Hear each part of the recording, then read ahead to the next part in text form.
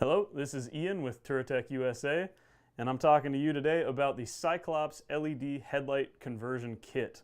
This is a drop-in LED conversion headlight bulb that you just simply replace the halogen headlight that your bike came equipped with.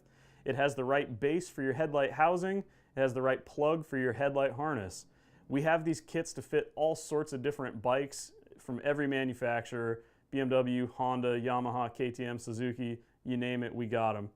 These bulbs are very unique in that they are much brighter than a halogen bulb, but they also have a much longer lifespan. They last about 10 times longer than a halogen bulb does, and part of that is because they're so efficient at cooling. You see on the back side here, they have a built-in cooling fin, and they actually have a little fan inside. These bulbs are set up to run on any kind of motorcycle.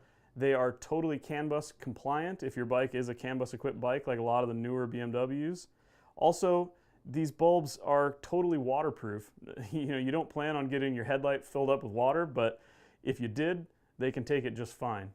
If you want to learn more about these bulbs, check them out on touratech-usa.com. They are the easiest way to increase the light output of your motorcycle.